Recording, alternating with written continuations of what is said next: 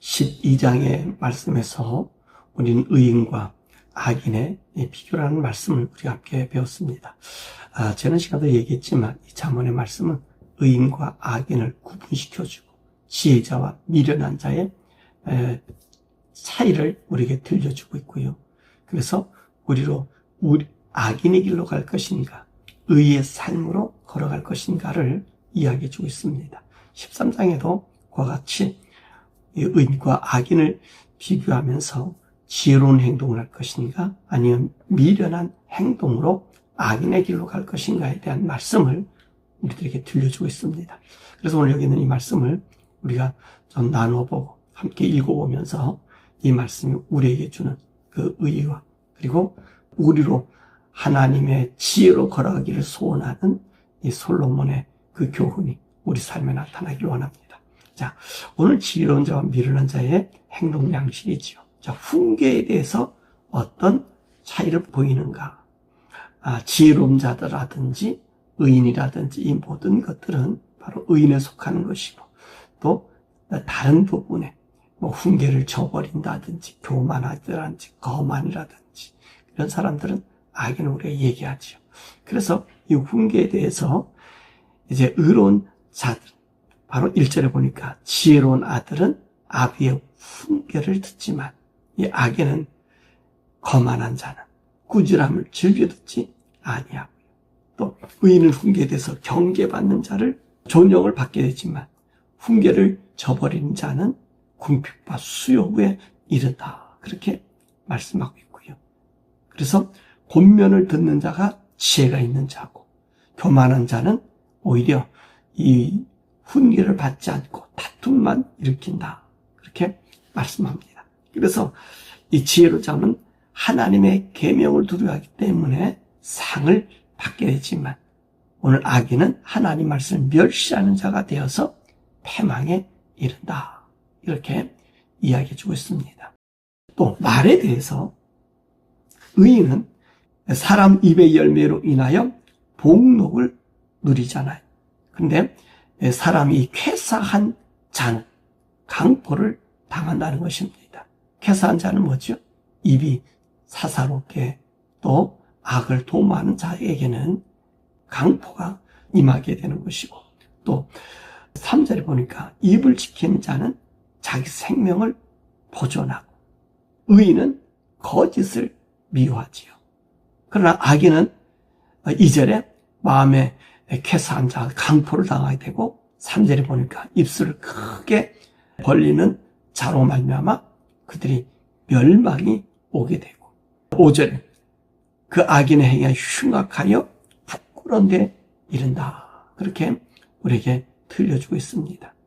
자, 그리고 지혜에 대해서 선한 지혜는 은혜를 베풀고, 또 16절에 슬기로운 자는 지식으로 행하고, 20절에 지혜로운 자와 동행하면 지혜를 얻게 되지만 이 사악한 자들, 악인과 함께 있으면 그 길은 험하고 지혜가 없기 때문에 미련한 자와 가는 곳에는 미련함만 나타내고, 그래서 20절에 보니까 미련한 자와 사귀면 해를 받게 된다. 그렇게 말씀하십니다. 그리고 14절에 보니까 그래서 지혜 있는 자의 교훈은 생명의 샘이나 사망의 그물에서 벗어나게 한다는 거예요. 그래서 지혜로운 자의 교훈이 뭐라고요? 생명의 샘.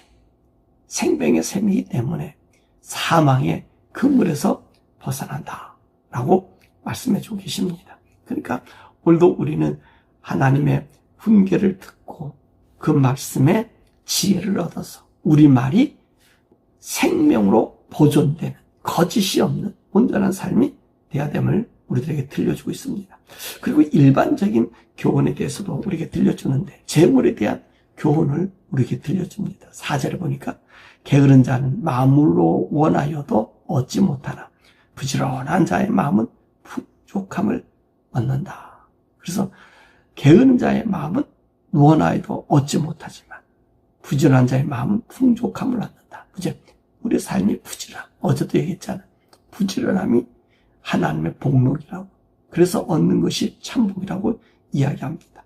또 7절의 말씀 보니까 스스로 부한 채하여도 아무것도 없는 자가 있고 스스로 가난한 자에도 재물이 많은 자가 있다. 그게 무슨 말입니까? 겉으로 보이는 것에 의해서 사람 판결하지 말라는 그런 말씀이 우리들에게 들려줍니다. 8절의 말씀 보면 사람의 재물이 자기 생명의 속전일 수 있으나 가난한 자는 협박을 받는 일이 없느니라. 그게 무슨 말이냐면 이 가난한 자들에게는요, 가난하니까 뭐 도둑질에 가거나 사기칠 일이 없잖아요. 그렇지만 재물이 있는 사람들은 어떻게 해요? 그것 가지고 자기 생명을 보존한다든지 어떤 문제를 막는다든지 그런 일이 있다는 것입니다. 또 11절의 말씀 보니까 망령되어 얻은 재물은 추락하고 손으로 모은 것은 들어간다. 그죠? 재물은요, 망명되게 얻고 가치없이 재물을 얻으면 우리 인생은요, 그 재물이 허망하게 없어져요. 그래서 복권 당첨된 사람들이 5년 안에 다 패가 망신이 된다 그러잖아요. 왜 그러죠? 그냥 들어온 돈이니까. 그러나 우리가 내 손으로 힘써 일하는 그 돈은요, 절약하게 되고 아끼게 되고 돈에 쓰는 가치의 귀중함을 느끼게 되는 것입니다. 그래서 손으로 모은 것은 늘어가는 거예요. 지혜로운 자는 어떡합니까? 이 손으로 모으기를 열심히 일한단 말이지. 그래서 23절에 보니까 가난한 자는 밭을 경작함으로 양식이 많아지거니와 불의로 말미암아 가산을 탕진하는 자가 많다. 그게 무슨 말이에요? 가난한 자, 아까 얘기했잖아. 열심히 노력하는 자, 이게 가난한 자. 그러나 불의로 말미암아 가산을 탕진하는 자는요, 대부분 가산 탕진하는 사람은 여러분 구두쇠는 그렇게 가산을 탕진하지 않아요. 그죠? 뭐든지 모으려고 그래요. 근데 약간 이제 허황된 끼가 있고 우리가 불로소득을 요구할 때는요, 그 모은 자산을 다 넘길 수 있어요. 그러니까 다단계들이 이용하는 거, 너가 이렇게 하고 이렇게 모으면 너 돈 준다. 처음엔 줬다가 나중에 다 뺏기는 거잖아요. 그렇죠? 이게 불이한 어느 소득에서 뭐 몇 프로 더 준다. 뭐 네가 투자하면 뭐 200%가 된다, 300%가 된다. 이건 다 거짓말이란 말입니다. 그런 거에 넘어가지 말고 어떻게 하라고요? 우리가 손으로 모으라는 거예요. 힘써서 모으라는 거예요. 그래서 25절에 보니까 의인은 포식하여도 악인은 배는 줄인다. 그치요? 의인이 어떤 사람이죠? 가난하다 하더라도 내 손으로 노력하고 수고하는 자가 의인이잖아요. 하나님 법을 따르는 거잖아요. 아담과 하와에게 얘기하지 않았어요? 네가 수고하고 땀을 흘려야 네가 식물을 취할 것이고 라고 얘기했잖아요. 그러니까 의인은 하나님 말씀을 따라 내 손으로 부지런히 일을 하는 거고, 악인은 어떻게 합니까? 불로의 소득, 망명되이 얻는 재물로 따라간다는 말입니다. 그래서 22절의 말씀 보니까 선인은, 의인은 그 산업을 찾아 손손에게 끼쳐도 죄인의 재물은 의인으로 하여 싸간다. 그렇죠. 의인들이 자사손손에게 의를 가르쳐주면, 바른 삶을 가르쳐서 그것이 삶의 한 모퉁이가 되면 그 자손들이 또 복된 자손이면 그 부모의 말을 실행하면 어떡하죠? 그 부를 누릴 수 있다는 말입니다. 그러나 불의하게 재물을 쌓는 사람은 그 재물이 자기를 위해 쌓는 가치면 다 나중에는 없어지더라는 거예요. 근데 왜 의인에게 돌아가느냐? 왜 죄인의 재물이 의인에게 돌아가느냐? 의인이 빼앗느냐? 그게 아니라 의인은 어떻게 부지런한 손으로 하니까 그 손이 우리가 그들이 허망하게 버렸던 것들은 우리는 어떻게 합니까? 부지런히 걷어들이기 때문에 오늘 의인들을 위해서 재산을 쌓는 것처럼 보여지는 거지. 그러니까 비교해 주시는 거예요. 의의 삶을 살 때에 우리는 우리 재산을 누리지만 죄인된 삶, 하나님 말씀에 벗어난 삶에 대한 자들은 모든 것이 탕진할 수밖에 없음을 이야기합니다. 다 소원에 대한 교훈도 있습니다. 12절의 말씀 보니까 소망이 더디 이루어지면 그것이 마음을 상하게 하거니와 소원이 이루어지는 것은 곧 생명나무라. 그리고 19절에 소원을 성취하면 마음에 달아도 미련한 자는 악에서 떠나기를 싫어한다. 이게 무슨 말이에요? 우리 어제도 소원에 대한 얘기했죠? 우리 소원, 소망, 비전은요, 우리 노력에 비례해. 뭐라고요? 우리 노력에 비례한단 말이에요. 내가 소망을 가지고 소원을 가지고 얼마나 노력했느냐? 그럼 그 소원을 이루어져. 그래서 꿈은 이루어진다. 그렇게 얘기하잖아. 꿈은 이루어진다. 꿈은 어떻게 이루어지는 거죠? 그냥서 이루어지는 게 아니에요.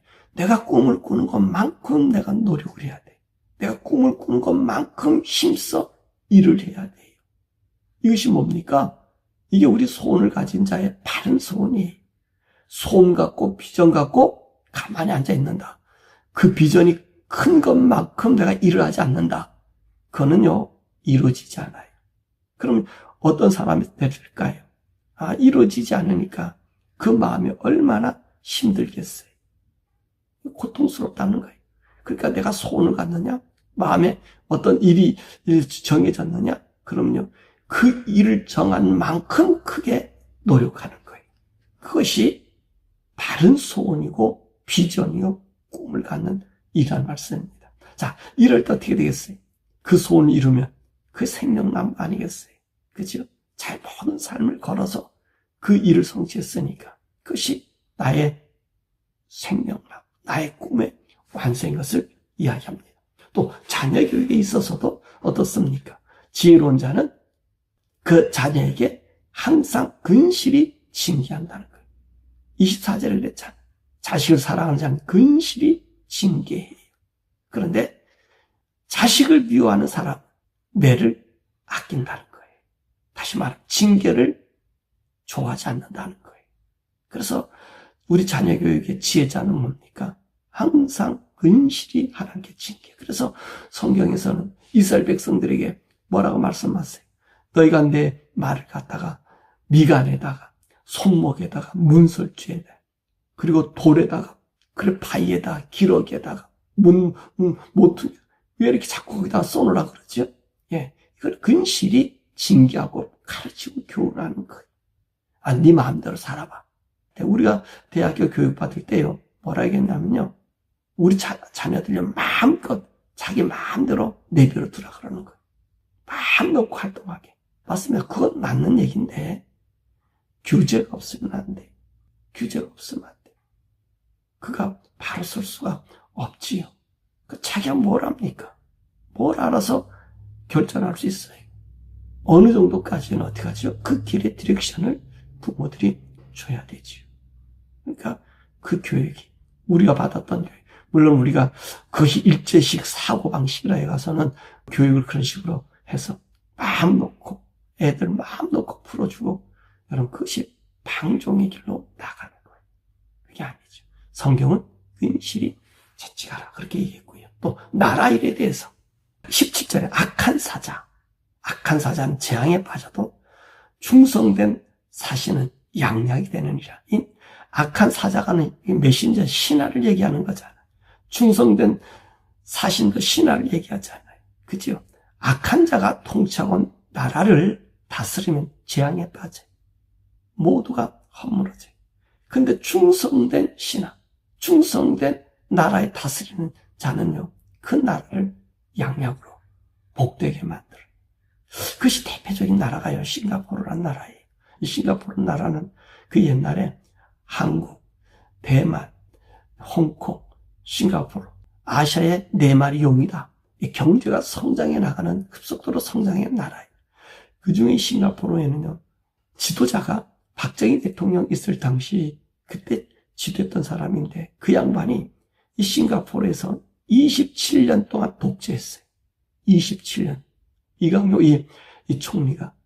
한국에서는 박정희 대통령 독재한다고 해서 난리 쳐서 데모할 때 싱가포르는 여전히 그분이 그 나라에 독재를 했어요. 근데 그분의 독재로 말미암아 싱가포르는요, 가장 부한 나라가 됐어요. 그 인구가 많지 않은 사람들. 질서가 있었고, 거리가 깨끗하고, 그리고 국제적인 사회에서요, 그 이강요 총리의 한 행동을 막지 못했어요. 아무리 외국인이라도 자기 나라 와서 침을 뱉다든지 껌을 뱉다든지 그러면 길거리에서 두드려 패버렸어요. 그리고 사람을 죽이고 도둑질하고 그러면 사형까지 시켜버리는 그런 일이 생겨졌어요. 그러니까 싱가포르가 지금도 깨끗하고 그 질서 속에 부하고, 그리고 그 리강요 그 총리는요, 자기 집, 그 조그마한 오두막살이 집으로 퇴임해서 나갔어요. 그러면서 뭐라는지 아세요? 내 자식은요, 절대 관직에 두지 마라. 이런 중심된 왕이 있어서 그 조그만 나라를 무시 못하는 나라로 만들어놨거든요. 그런데 악한 자는 뭡니까?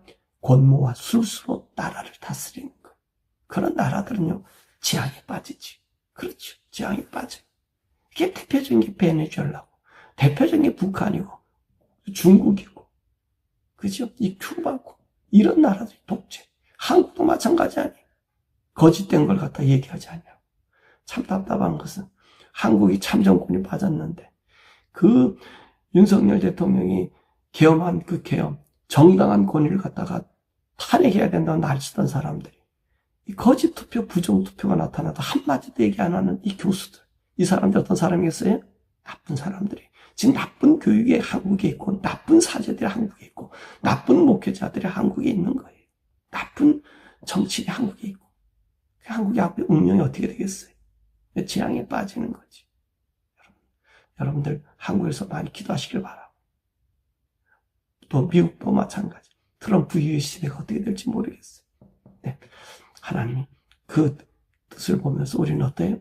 이런 자들이 뽑혀지지 않도록, 악한 자를 뽑아도 난 악한 일에 찬동한 사람이니까 항상 기도해서 하나님, 내가 선택하고 내가 이 인정하는 사람, 의의 사람 되는 사람에게 내가 선거하고 투표하고 지지할 수 있는 자, 이런 지각을 달라고 여러분도 기도해야 될 줄 믿습니다. 자, 그러므로 6절의 말씀 보니까 공의는 행실이 정직한 자를 보호하고 악은 죄인을 패망하게 한다. 무슨 말씀 알죠? 공의, 하나님의 의로 살아가는 자는요, 정직한 자를 보호하는 거예요. 우리가 살아가는 삶은요, 정직한 자를 보호해주고, 악인들은 그 악이 죄인을 패망시켜버린다는 거예요. 악은 결론적으로 멸망시키러 나가는 것이 악이죠. 자, 그리고 21절을 보니까 재앙은 죄인을 따르고 선한 보응은 의인에게 이른다. 그치? 재앙은요, 죄인에게 있어요. 반드시 그들의 재앙이 그들에게 나타나고요. 의인에게는 선한 보응을 해주시는 거예요. 그래서 9절에 뭐라고 말씀하십니까? 의인의 빛은 환하게 빛나고 악인의 등불은 꺼지느니라. 악인의 등불이 잠깐 비치지만 꺼져버려요. 그죠? 베네수엘라가 한 20년 동안 그 독재 백성들을 완전히 사장에 몰려서, 이 마두로라고 하는 사람은요, 자기가 신변 보호하는데 자기 나라 사람 안 쓰고 쿠바 사람을 갖다가 자기 신분 보호하는 사설 경공을 썼어요. 결론적으로 누구한테 잡혀왔어요? 트럼프 대통령에게 잡혀와가지고 지금 재판받고, 그 베네수엘라가 미국의 제 핸들 속에 다시 번영을 지금 이루고 있잖아요. 나라가 제대로 돌아가고 있잖아요. 얼마나 그 백성들이 좋아하는지 몰라요. 바른 지도자가 나타나면 그 나라뿐만 아니라 이웃 나라까지 행복해지는 거죠. 자, 앞으로 쿠바도 지금 베네수엘처럼 이제 미국에 들어와서 미국이 우리를 다스려달라고 지금 그러고 지금 협상하고 있는 중이에요. 의로운 자가 나타나야 돼. 그러니까 의인의 빛은 환하게 빛나고 악인의 등불은 꺼지게 된다. 저 여러분은 어떤 사람이죠? 하나님 의 가운데 거하는 사람이기 때문에 하나님 훈계를 받아들이고 의의 지혜로운 말을 따르고 우리 자녀들에게는 항상 경책하고, 재물은 내가 불로소득이 아니라 내 손이 수고한 대로 내가 하나 얻음의 기쁨으로 살아가는 의의 삶. 이럴 때 하나님께서 우리를 공의로운 행실로 보고 정직한 자를 보고 우리를 보호해 주시지만, 불로소득이나 하나님 말씀을 거스리거나 자녀들을 갖다가 경책하지 않으면 방임한다든가, 재물을 얻는데 불로소득을 요구한다든가, 이런 악인들은 반드시 패망하고 그들의 등불이 잠깐 비치지만 곧 사라져버리는 촛불이 되기 때문에 우리 사랑하는 여호와, 저와 여러분은 항상 성령님과 동행해서 의인의 길로 걸어가는 저와 여러분 되기를